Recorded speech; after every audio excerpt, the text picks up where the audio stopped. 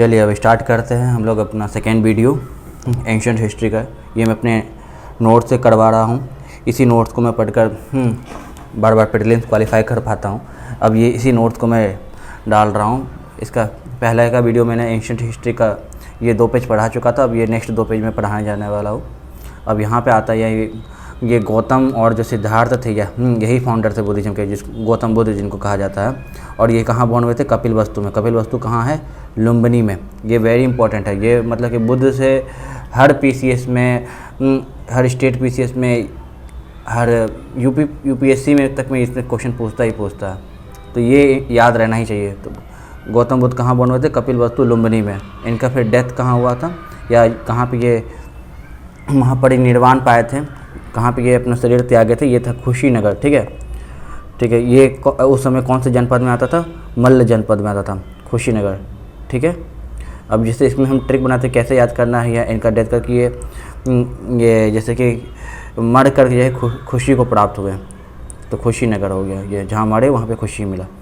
ठीक है। अब ये पहला यहाँ पे ये जो है सरमन है, पहला सरमन कहाँ पे मिला, कहाँ वहाँ दिए थे? सारनाथ में। ठीक है, ये इम्पोर्टेंट है। ये पहला सरमन कहाँ था? ये सारनाथ। ये बुद्ध का हर एक फैक्ट इंपॉर्टेंट है। जैसे गांधी जी का हर एक फैक्ट इंपॉर्टेंट है, बुद्ध और महावीर का हर एक फैक्ट इंपॉर्टेंट है। तो इनका ये पहला सरमन सारनाथ में था, डेथ कुशीनगर में था, बॉर्न था कपिलवस्तु लुम्बिनी में। ठीक है। और जो लास्ट सरमन दिए थे वो वैशाली में दिए थे। ठीक है। अब इसको कैसे याद कर सकते हैं? जिसके वी जो है ना वो मतलब कि जो अल्फ़ाबेट के जो ऑर्डर में सबसे लास्ट में आता है, VXYZ ये सब, तो इसे लास्ट सरमन जो है वैशाली हो गया। ठीक है।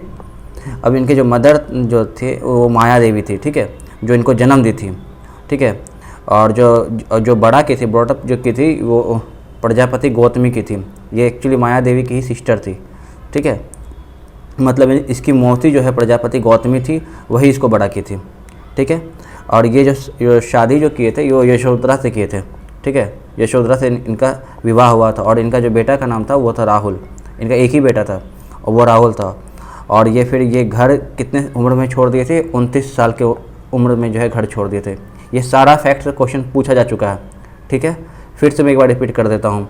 ये जो पहला सरमन थे वो सारनाथ में दिए थे पहला सरमन, और जो लास्ट सरमन था वो वैशाली में दिए थे। इनकी जो ये जन्म दी थी, उनकी माँ का नाम था माया देवी। जो बड़ा की थी वो थी प्रजापति गौतमी, और जिनसे इनका शादी हुआ था, विवाह हुआ था, उनका नाम था यशोदा। और इनके बेटे का नाम था राहुल।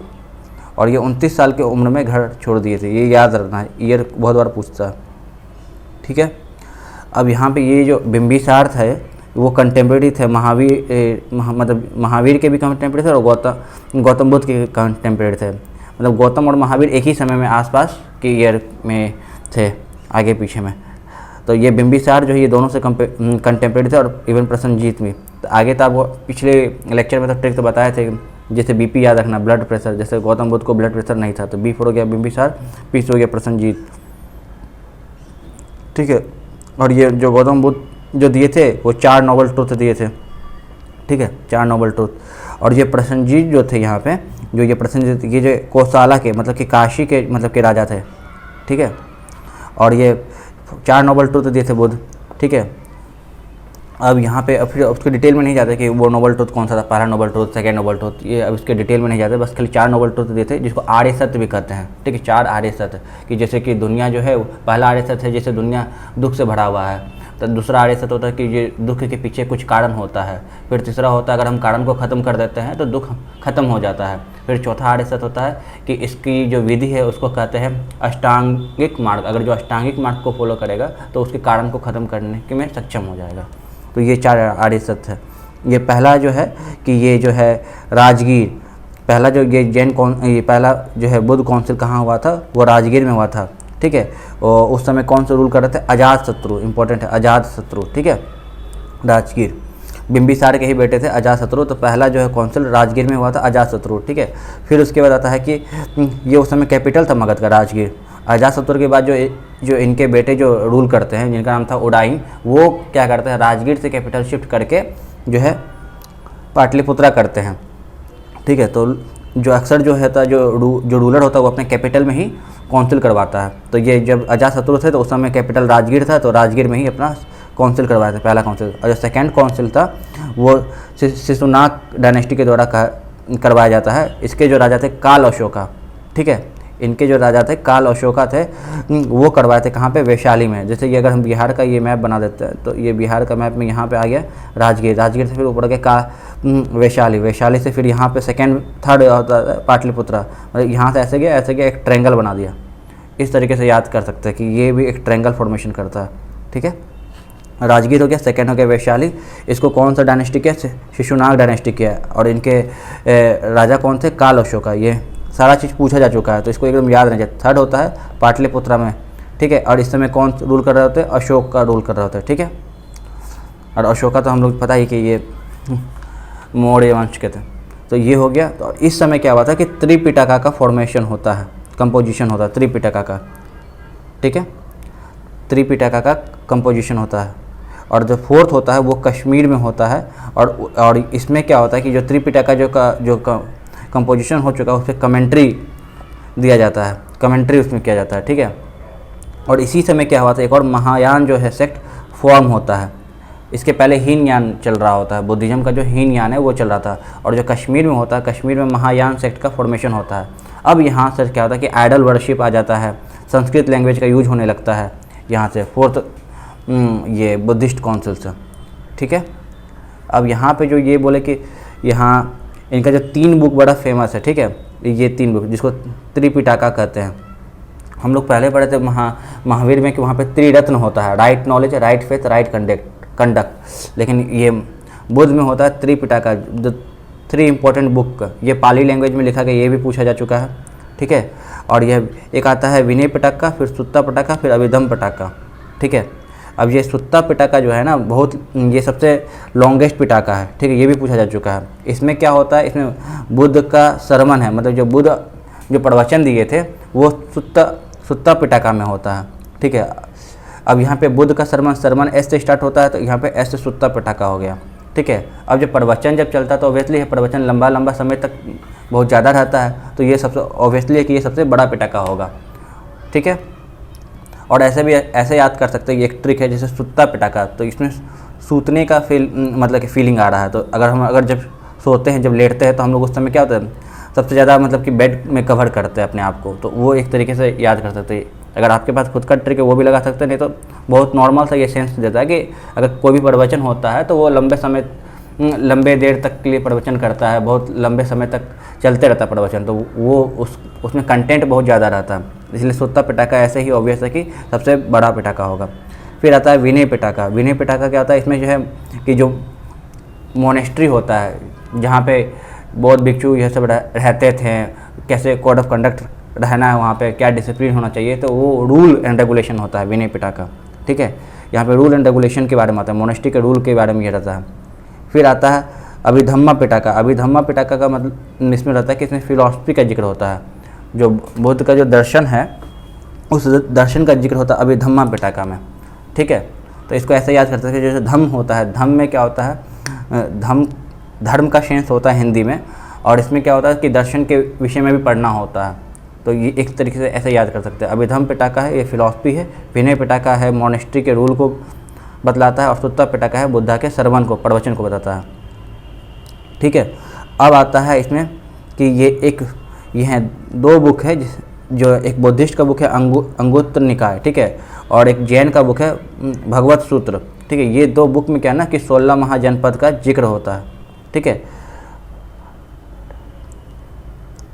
अंगुत्तर निकाय और भगवत सूत्र, ठीक है। बुद्धिस्ट का बुक है अंगुत्तर निकाय और जैन का बुक है भगवत सूत्र। इस दोनों में 16 महाजनपद का जिक्र होता है।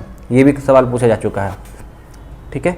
और इसको ऐसे याद कर सकते हैं कि जैसे कि ए हो गया और ये बी हो गया। ए बी में जो है ना 16 महाजनपद का जिक्र है, ठीक है। टोटल 16 महाजनपद है और ए बी में जिक्र है, ठीक है। ये भगवत सूत्र से कन्फ्यूज नहीं हो जाएगा कि नहीं कि हिंदू का कोई बुक है, नहीं। भगवत सूत्र जो है जैन का बुक था, ये इंपॉर्टेंट पॉइंट है, ठीक है। और ये अंगुत्तर निकाय जो है ये बुद्धिस्ट लोग का बुक है, ठीक है। अब आता है कौटिल्य का अर्थशास्त्र, ठीक है। कौटिल्य का अर्थशास्त्र क्या होता है, ये डिवाइडेड होता है 3 पार्ट में। कौटिल्य का अर्थशास्त्र होता है डिवाइडेड होता है 3 पार्ट में, और ये 3 पार्ट जो है ये एक तरह का ये पॉलिटिकल बुक होता है, ठीक है। ये इकोनॉमिक बुक नहीं होता, इंपॉर्टेंट है। कि ये बार बार ऑप्शन में रहता है कंफ्यूज करने के लिए कि क्या कौटिल्य का अर्थशास्त्र इकोनॉमी का हिंदी होता अर्थशास्त्र, तो लोग एक्चुअली इसको इकोनॉमिक बुक समझ लेते हैं। नहीं, एक्चुअली इकोनॉमिक बुक नहीं है, ये एक्चुअली पॉलिटिकल बुक है। तो ये फैक्ट याद रहना चाहिए इसे, क्योंकि ये बार बार ये क्वेश्चन पूछा जा चुका है और इससे कन्फ्यूजन क्रिएट होता है। ठीक है, ये हो गया। ये 3 पार्ट में भी डिवाइड किया जाता है, ये इंपॉर्टेंट पॉइंट है, ये भी याद रखना चाहिए। और जो मेगास्थनीज थे, जो मेगास्थनीज ये ग्रीक एम्बेसडर थे। ठीक है, और ये जो एक बुक लिखते हैं इंडिका, जिसका नाम है इंडिका। ठीक है, और ये सेलुकस निकेटर जो है ना, इसको मेगास्थनीज को जो है ये भेजे थे यहाँ पे रहने के लिए। ठीक है, यहाँ पे जो है ये इसके कोर्ट में रहते हैं और इंडिका नाम का एक बुक लिखते हैं। ठीक है, अब इसके बाद एक और पॉइंट आता है जो 13th रॉक एडिक्ट है। ठीक है, 13th रॉक एडिक्ट में जो है इसमें वार विथ कलिंगा के बारे में जिक्र है। ठीक है, इसमें अशोका जो है जो कलिंगा के साथ वार करते हैं, तो ये 13th रॉक एडिक्ट में इसके बारे में जिक्र किया गया है। तो ये इम्पोर्टेंट है कि किसमें वार विथ कलिंगा के में जिक्र है, 13th रॉक एडिक्ट में। ठीक, अब ये और 7th रॉक एडिक्ट में क्या है जिक्र होता है, धम्मा के बारे में जिक्र होता है। ये दोनों बहुत बार पूछा जा चुका है, 13th और 7th रॉक एडिक्ट। हालांकि और सारे भी रॉक एडिक्ट में बहुत सारे चीज़ जिक्र है, लेकिन प्राइमरली ये 2 रॉक एडिक्ट्स है जिसके बारे में पता रहना ही चाहिए। और भी अगर जानकारी जिससे लेना है रॉक एडिक्ट्स के बारे में आप देख सकते हैं, लेकिन ये 2 रॉक एडिक्ट्स के बारे में जानना ही चाहिए।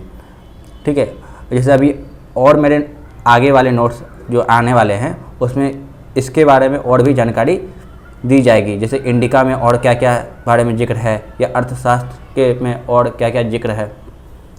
तो ये है 13th रॉक एडिक्ट्स और अभी 7th रॉक एडिक्ट्स के बारे में हम लोग जानेंगे। 13th में जो है वार होता है, क्योंकि 13th को जो है ना वेस्टर्न वर्ल्ड में अनलकी नंबर माना जाता है। ठीक है, इस 13th वहाँ पे 13 नंबर का इस्तेमाल नहीं किया जाता है, तो इसीलिए 13th को से ऐसा सेंस लगता है कि 13th कुछ नेगेटिव का सेंस देता है। तो यहाँ पे इसको वार से जोड़ सकते हैं, वार विथ कलिंगा। और 7 जो है धम्मा से है। ठीक है, अब आते हैं नेक्स्ट में। अब जो ये भी सवाल पूछा चुका है, अलेक्जेंडर कब मरे थे? ये 323 BC में मरे थे। ठीक है, 323 BC में मरे थे और इससे मरने के 2 साल बाद ही 321 BC में चंद्रगुप्त मौर्य जो है धनानंद को हराकर गद्दी संभालने लगते हैं। ठीक है, नंद डायनेस्टी ख़त्म होता है और मौर्य डायनेस्टी स्टार्ट होता है और चंद्रगुप्त मौर्य जो है इसको शासन करते 321 BC में। जब ये अलेक्जेंडर मरते हैं 323 BC में, तो ऑप्शन में 321 BC भी रहता है और चंद्रगुप्त मौर्य जब 321 BC में गद्दी पर चढ़ते हैं तो उसके ऑप्शन में 323 BC भी रहता है। तो ये चीज़ आप प्रिसाइजली याद करिएगा, 323 BC जो है अलेक्जेंडर के लिए है और चंद्रगुप्त मौर्य के लिए है 321 BC। मतलब अलेक्जेंडर के 2 साल मरने के 2 साल बाद जो है चंद्रगुप्त मौर्य जो है गद्दी संभालते हैं। ठीक है, और जो अशोक है, ये भी सवाल बहुत बार पूछा जा चुका है कि अशोक जो है कब विक्ट्री पाया था, तो ये 261 BC में पाया था। ठीक है, कलिंगा वार में। तो ये इम्पोर्टेंट है, 261 BC बहुत इंपॉर्टेंट है, बहुत बार पूछा जा चुका है और बहुत एग्जाम में पूछा जा चुका है, तो ये याद रखना ही रखना है। ठीक है, अब आते हैं कि अशोका जो है कलिंगा वार के बाद जो है बुद्धिस्ट बन गए थे, बुद्धिज़्म अपना लिए थे। तो ये किनके द्वारा मतलब कि इंस्पायर्ड होकर के ये हुए थे, तो ये उपगुप्ता नाम है। ये इनसे इंस्पायर्ड होके इनके बातों से आकर ये जो है बुद्धिज़्म एक्सेप्ट करते हैं अशोका। तो ये भी उपगुप्ता जो है इम्पोर्टेंट नाम हो जाता है। ये हो गया। और जो अशोक जो कलिंगा वार जीतते हैं वो है 261 BC। ठीक है,